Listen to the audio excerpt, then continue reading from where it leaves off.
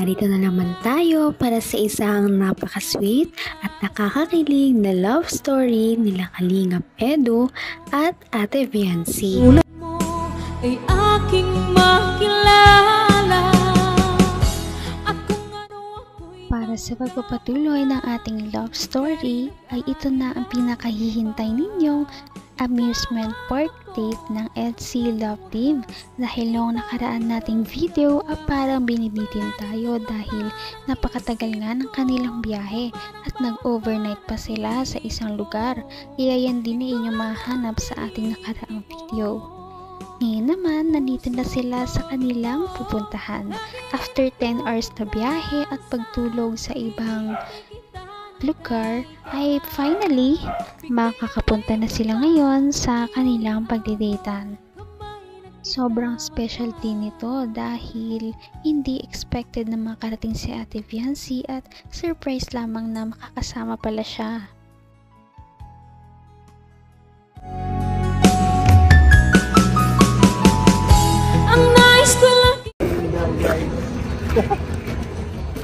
Enchanted Kingdom na. Ito ang una nating destination. Ito ang aking surprise sa'yo. Siyempre,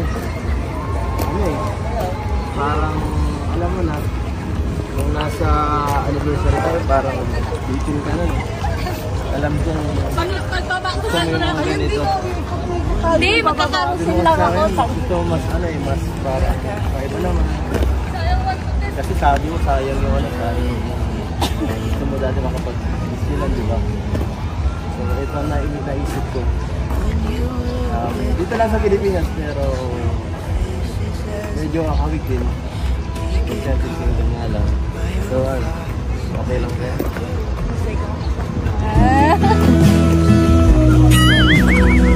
Ito mapunta. Ganda! Entrance na! Wonder what would happen if I showed these words to you. Wonder if you laugh at my simple poetry. Or even worse, would you look at me with pity in your eyes? Tara na, huwag na nating sayangin ang orasyon. Sigurado mahaba-haba ang pilahan. Huwag mo iwawa lalagyan.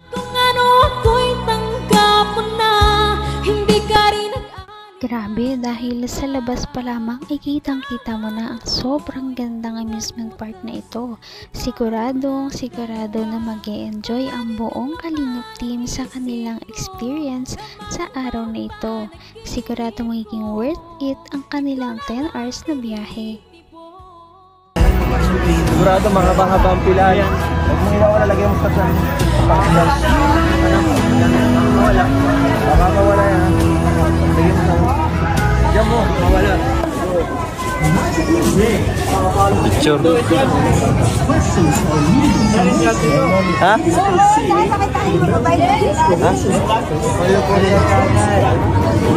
Ano muna tayo? Picture. Picture muna tayo kay hey. Dok, like ka Dok. Hi.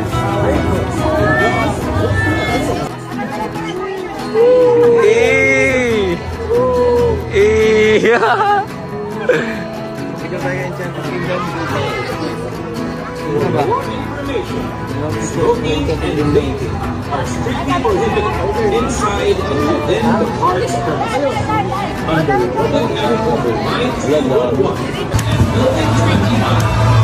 physical distancing. Nakarating din. Nakarating si Beyonce. Tayo pala. Ano? Parang bata ngayon.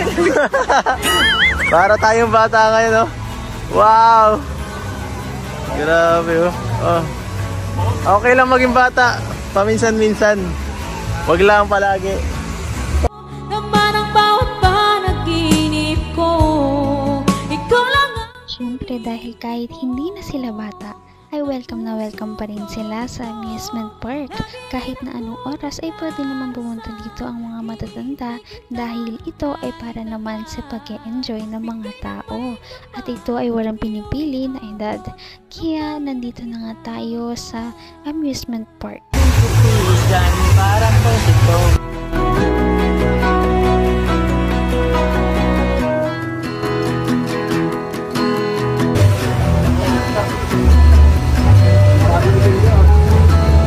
Init dito, grabe. Tayo. Subukan natin.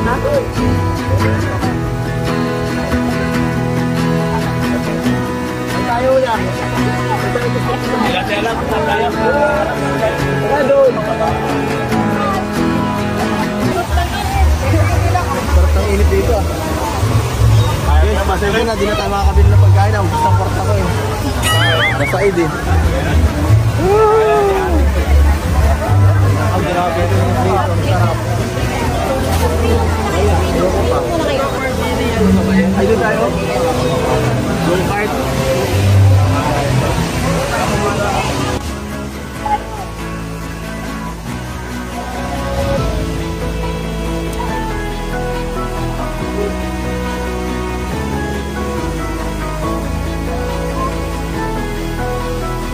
Wala tayo sa kabayo lang.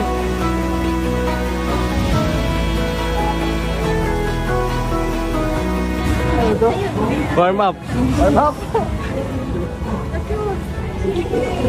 Kabayo, limunya. Doon tayo mamaya. Hanggang wakas ay tayo ng dalawa. Palagi kang Sobrang ganda ng lugar na ito kaya perfect na perfect ito sa mga magdi-date at sa mga pampamilya din naman. Nakakatuwa dahil nakapunta ang EDC Love Team sa lugar na ito. At simula pa lamang ito, ngunit sobrang nakakilig na at marami na silang mga memories na nagawa dahil puro sila pictures sa pagpunta nila dito sa ganda ng lugar. Ito ang sunod ko. Sino ito? Tapos tayo sunod. Tapos roller coaster tayo. Tapos sige. Drop. Tapos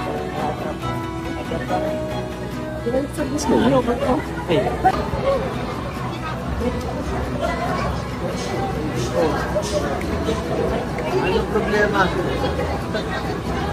Sana di ako mapahiya sa mga gusto ng gawin.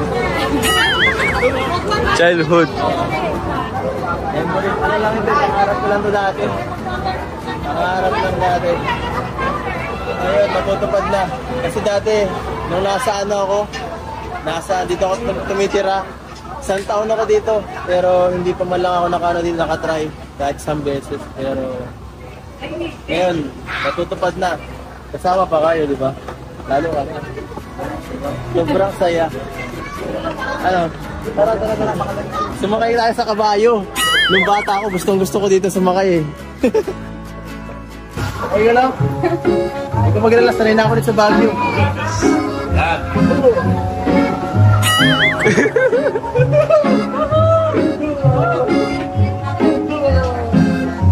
Walang kabayo.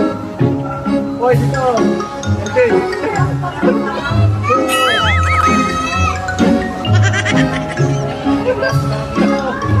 Pambira, yan.